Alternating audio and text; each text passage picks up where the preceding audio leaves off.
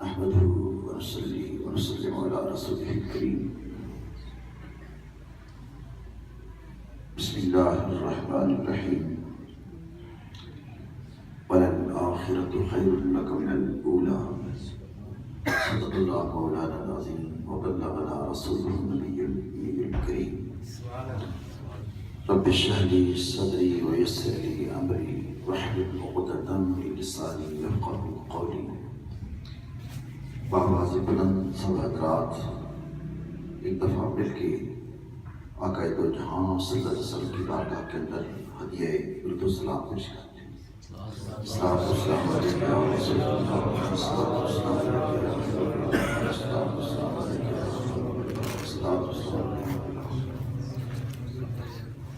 میں سب سے پہلے عزیز القدر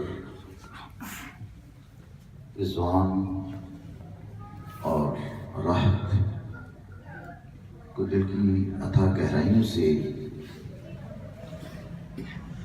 آج کی یہ محفل ذکر مصطفیٰ منعقد کرنے پر مبارکباد پیش کرتا ہوں. اس کا ذوق، اس کی محبت دیکھ کر میرا وجدان یہ سمجھتا ہے کہ جیسے عزیز القدر عبدالوہاب اپنی نعت کے اندر یہ الفاظ کہہ رہے تھے کہ طیبہ سے سواری ایک دفعہ میرے ساتھ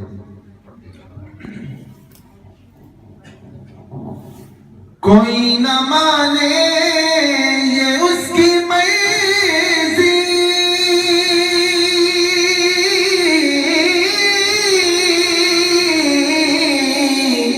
کوئی نہ مانے یہ اس کی مرضی، میری محبت کا فیصلہ ہے کہ سواری سے چل پڑی ہے حضور تشریف لا رہے ہیں. سواری طیبہ سے چل پڑی ہے حضور تشریف لا رہے ہیں کہ سواری طیبہ سے چل پڑی ہے حضور تشریف لا رہے ہیں.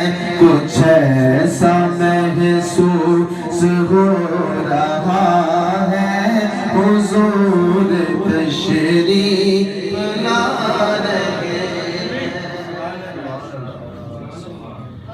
اور یہ ایک حقیقت ہے، صرف عزیزم رضوان ہی نہیں، جہاں جہاں بھی ذکر مصطفیٰ کی محافل منعقد ہو رہی ہیں، خواہ فرش زمین ہو یا عرش بلند، کائنات کہ کسی بھی مقام میں جس نے بھی جب بھی ذوق اور محبت کے ساتھ سرور کونین صلی اللہ علیہ وسلم کے ذکر کی محفل سجائی، خواہ تنہائی میں سجائی یا کسی بڑے مجمع میں، خلوت میں یاد کیا یا جلوت میں، طیبہ کی سواری چلی اور کیسے چلی کہ آمد مصطفیٰ نے اس کی کایا پلٹ کے رکھ دیا. اب کون کون سی مثال دوں، کس کس کا ذکر کروں. زمانہ گواہ ہے کہ جس نے کبھی زندگی میں بھول کر بھی ذکر مصطفیٰ کیا ہے، مولا کریم نے اسے نوازا ہے. در حقیقت ذکر مصطفیٰ کی محافل خالق کائنات کا لنگر ہے. ہماری عموماً اس کی طرف توجہ نہیں ہوتی. میں نے لنگر جو کہا یہ یوں ہی نہیں کہا. میرے آقا صلی اللہ علیہ وسلم ارشاد فرماتے ہیں میرے رب نے میرے ساتھ وعدہ فرمایا ہے. میرے ساتھ میرے رب نے وعدہ فرمایا ہے کہ محبوب جو تیرا ایک بار نام لے گا محفل سجانا بہت آگے کی بات ہے. یہ چلانا کرنا اور اتنا بڑا اہتمام کرنا، لوگوں کا اہتمام منعقد کرنا اور محفل نعت کا انعقاد کرنا، یہ تو بہت آگے کی بات ہے. اس کی عظمت و شان میں بیان نہیں کر سکتا. میں تو ابھی تک یہی سمجھ رہا ہوں کہ نبی پاک علیہ الصلوۃ والسلام نے ارشاد فرمایا میرے رب نے وعدہ فرمایا ہے محبوب جو تجھ پر ایک بار محبت کے ساتھ درود پڑے گا میں خدا ہو کر اس پر 10 رحمتیں دے گا. کبھی اس پہ آپ نے غور فرمایا یہ کتنا بڑا لنگر ہے. ہم اس کے محبوب کا ایک بار ذکر کریں مولا کریم خالق اور مالک ہو کر اس کے بدلے میں اپنی 10 رحمتیں اس پر نچھاور فرماتے ہیں. اللہ کی تو ایک رحمت ہی کافی ہے. میاں محمد صاحب فرماتے ہیں رحمت دا دریا الہی ہر دم بغدہ تیرا جے ایک قطرہ بخشے میں نے کم بن جاوے میرا. رحمت الہی کا تو ایک قطرہ ہی نصیب ہو جائے تو دونوں جہان سمجھ جاتے ہیں. خدا کی نگاہ ایک بار اٹھے انسان کی تقدیر بدل جاتی ہے. وہ فرماتا ہے میرے محبوب کا ذکر کر تیری تقدیر بدل جائے گی، تیری کایا پلٹ جائے گی. میں رحمت کا قطرہ نہیں، میں 10 رحمتیں بھیجوں گا.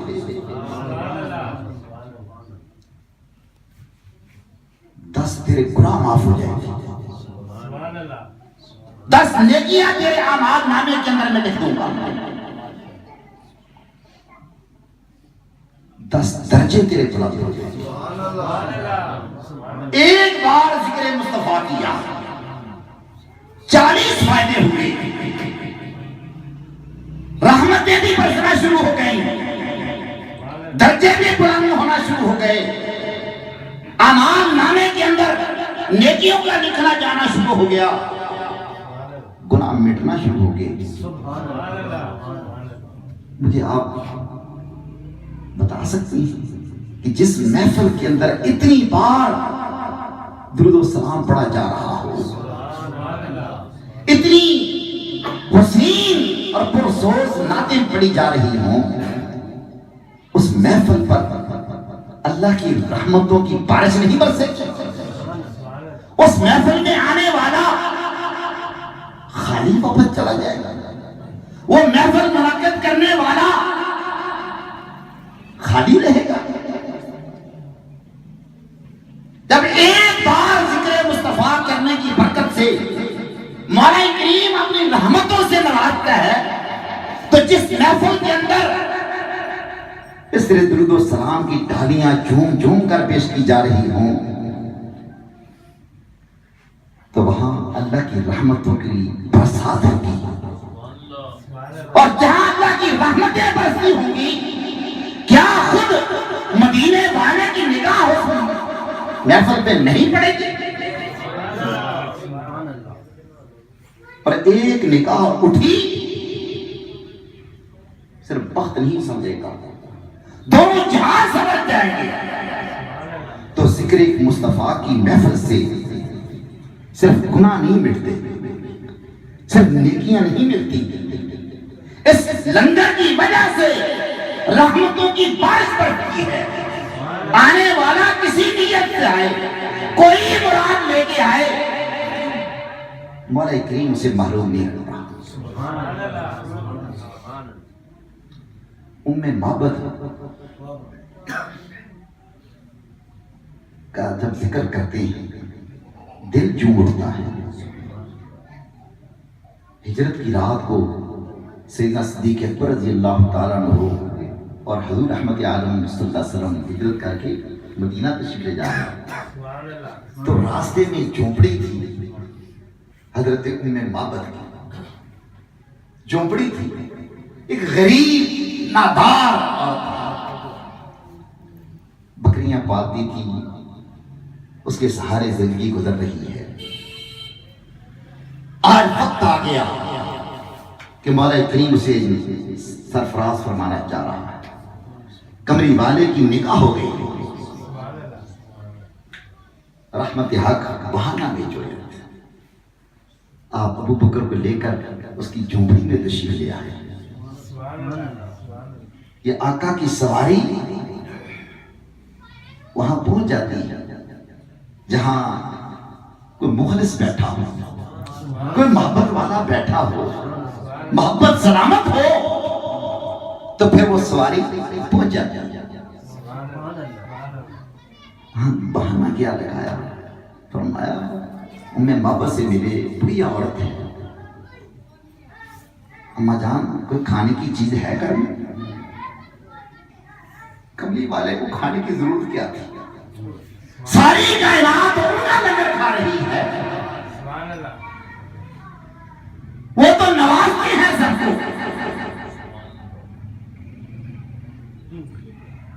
ایک بہانہ تھا اسے نوازنے کا. پوچھا کوئی کھانے کی چیز ہے؟ اس نے کہا تو اس وقت کھانے کی اور چیز تو نہیں. تو وہاں ایک کمزور سی بکری کھڑی تھی. فرمایا اماں یہ دودھ دیتی ہے؟ اس نے جواب دیا میری بکریاں سائی چرنے کے لیے جنگل میں گئی ہوئی ہیں, یہ نہ چل سکتی ہے اور نہ ہی اس قابل ہے. پھر آقا صلی اللہ علیہ وسلم نے فرمایا اگر آپ اجازت دیں میں دودھ نکال لوں. وہ حیران ہو کر پوچھتی ہے اے مسافر, میں نے عرض کیا یہ تو بیچاری لاغر ہے,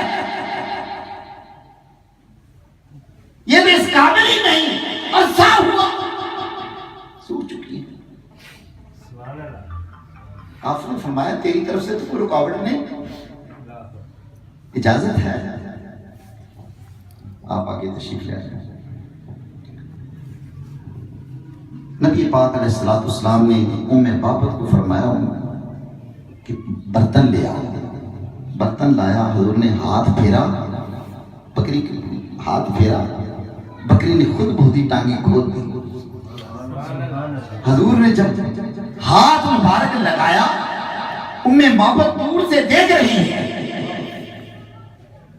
یہ منظر دور سے دیکھ رہی ہے, اس وقت تماشا سمجھتی تھی. دیکھا کہ بکری کے تھن دور سے اس قدر بڑے اور لمبے ہو گئے, صرف بڑے نہیں لمبے ہو گئے. وہ پہلا منظر تو یہ دیکھا, اب پہلے بکری کی ہڈیاں نظر آ رہی تھی, اب ہڈیاں بھی چھپ گئی, اس میں گوشت بھر گیا. ہاتھ لگتے ہی اب وہ بکری موٹی تازی ہو گئی.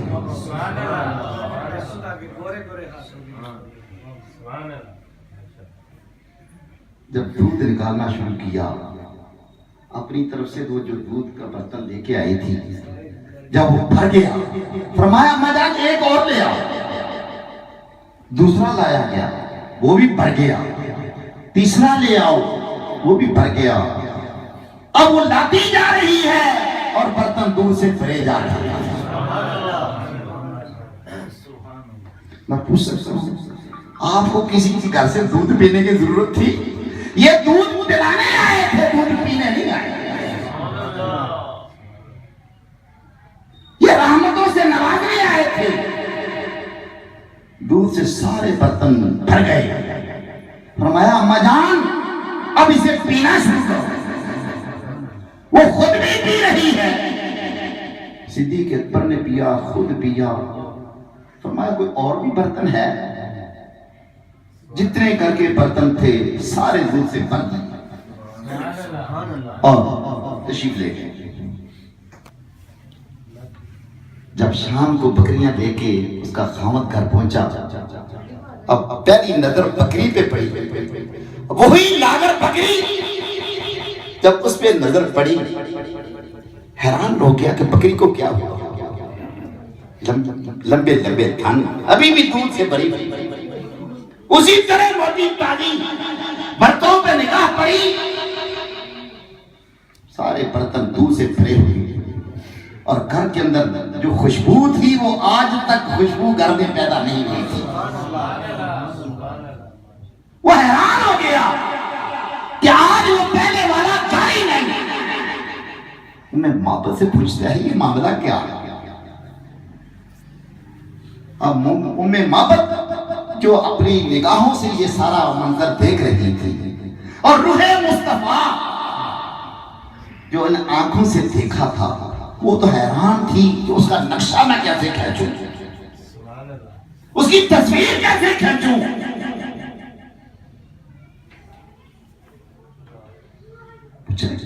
کیا معاملہ ہے؟ اس نے کہا کہ ایک ہستی آئی تھی، وہ کیسی تھی؟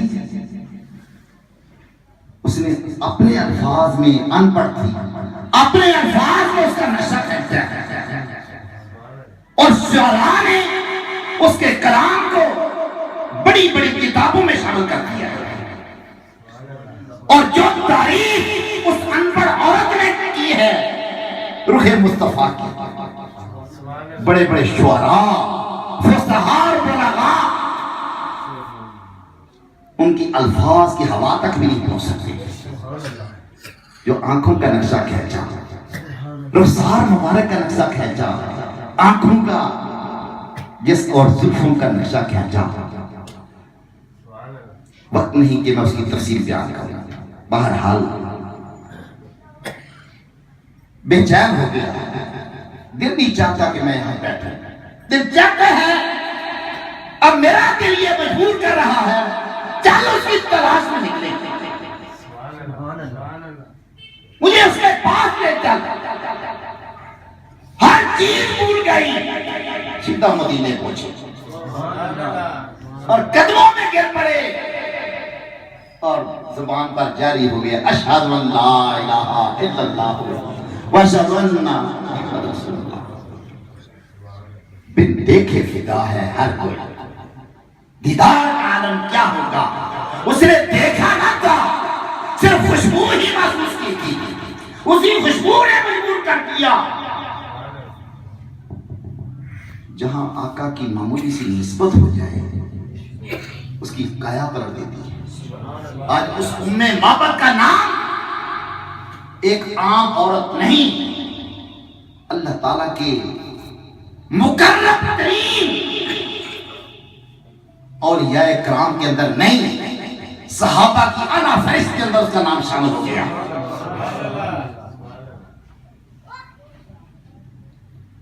تو جس نے بھی ذکر کیا ہے، میں نے عرض کیا کہ وقت نہیں کہ میں سب کا ذکر کر سکوں، لیکن جس خصوصی طرف توجہ دلانا چاہ رہا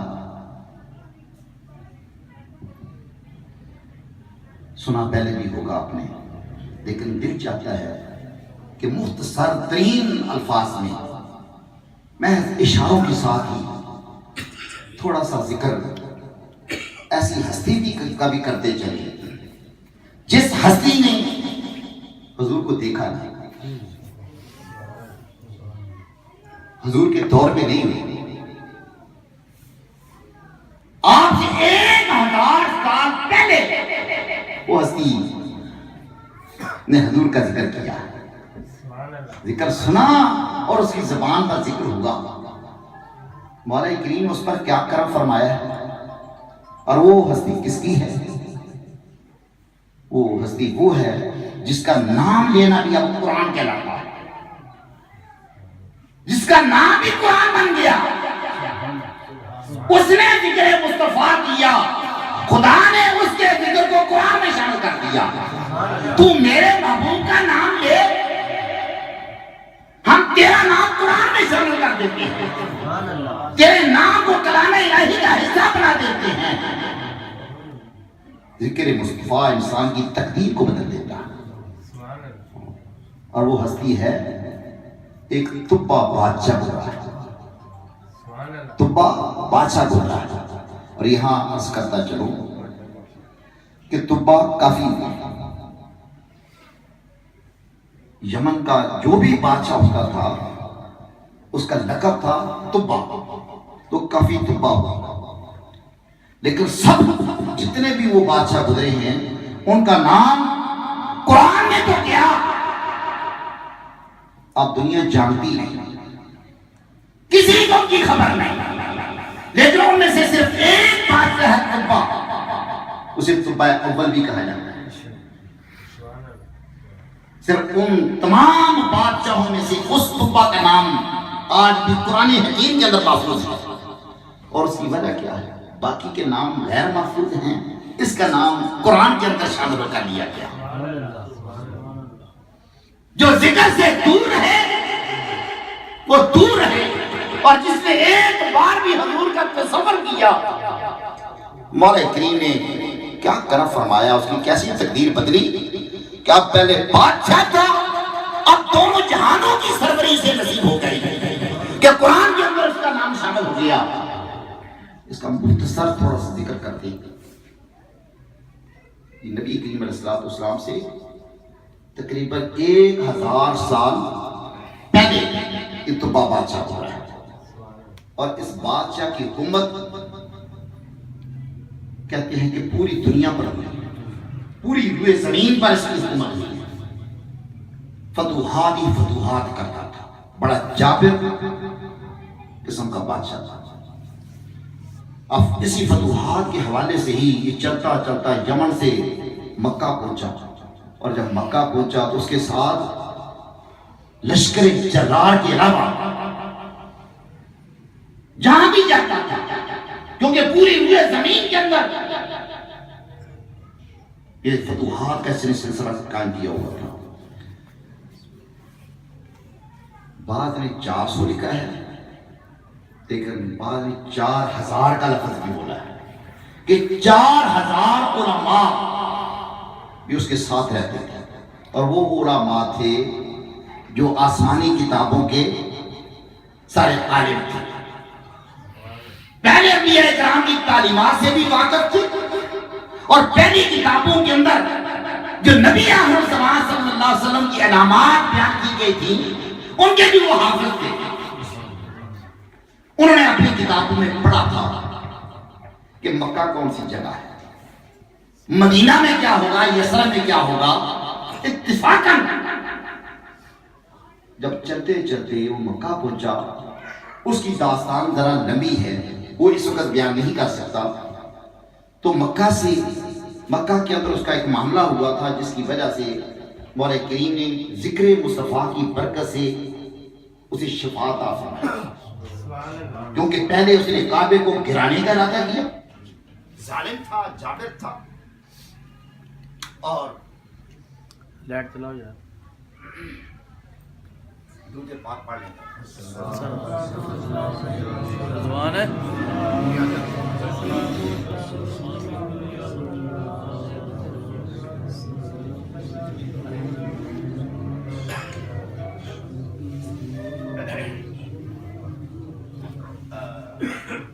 کوئی اسپیکر کے بغیر بھی بات ہو سکتی ہے.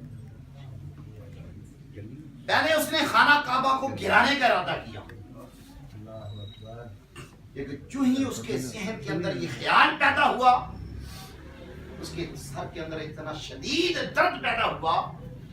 سارے حکیموں ڈاکٹروں کے باوجود جو اس کے اپنے لشکر کے اندر شامل ہوتے تھے، ڈاکٹر، معالج، حکیم، اس کے اپنے لشکر کے اندر ہر وقت ساتھ ہوتے تھے. تمام قسم کی ادویات استعمال کرنے کے باوجود اس کی درد ختم نہیں ہو. جب مجبور اور بے بس ہو گیا تو انہی علماء میں سے ایک جو سب سے رئیس تھا، ان 4000 یا 400 علماء کا جو رئیس تھا، اس رئیس نے علیحدگی میں اسے وقت مانگا اور وقت مانگ کے اسے ساتھ بات کی کہ اگر آپ محسوس نہ کریں تو میں اس کا علاج بھی کر سکتا ہوں، اس کا علاج بھی کر سکتا ہوں اور اس کی وجہ بھی بتا سکتا ہوں. بادشاہ بلایا، بلا کی بات چھوڑی علیحدگی پہ. اس نے کہا کہ میری بات شیلہ راز میں رہنی چاہیے. مرض کیا ہے تیرا، یہ درد کیوں ہوئی اور اس کا علاج کیا ہے؟ اس نے بتایا. اس نے کہا کہ جس کعبے کو گرانے کا آپ ارادہ کر رہے ہیں، یہ کعبہ در حقیقت نبیوں کے سردار آقا دو جہاں صلی اللہ علیہ وسلم کا یہ سٹیج ہوگا. یہ وہ مقام ہوگا جس مقام پر نبی آخر الزمان صلی اللہ علیہ وسلم تشریف لائیں گے. جب تیرے ذہن میں خیال کوئی ایسا آیا ہے، مجھے لگتا یہ ہے کہ تیرے ذہن میں کوئی ایسا خیال آیا ہے کہ ہو گیا یار تو نہ تک بنا تو ہم گر گئے. یہ اس کی وجہ سے تیرے سر میں شدید درد ہے.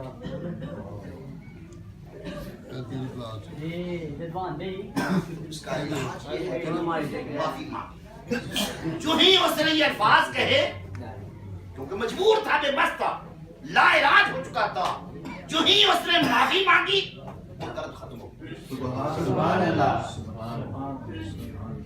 کسی دعا کے بغیر پھر شفا ملی. اب تو یہ بادشاہ اس کی کایا کیسی پڑی. بادشاہ سوچنے پر مجبور ہو گیا کہ نبی آخر الزمان صلی اللہ علیہ وسلم کے کعبے کو مٹانے کا میں نے ابھی صرف تصور ہی کیا ہے. یہ معاملہ پیش ہے اور معافی مانگتے ہی شفا مل گئی. شفا کا مالک ہوگا وہ. یہ پہلا سبق تھا تعظیم کا جو خالق کائنات نے اس بادشاہ کو سمجھایا.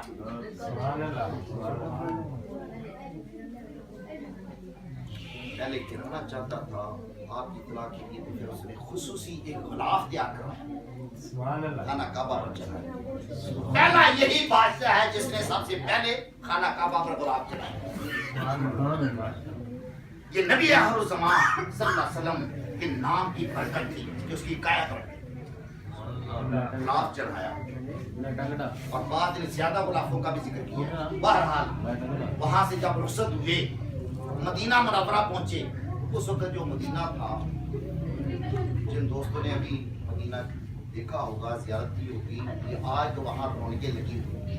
اس وقت یہاں کوئی آبادی نہیں، کھلا میدان تھا، یا پہاڑیاں یا پانی کا چشمہ تھا صرف، اور یہاں کچھ نہیں تھا. اس لیے اس کو یسرب کیا کہتے ہیں. یسرب کا معنی ہوتا ہے پانی کا چشمہ یا قلعہ وغیرہ.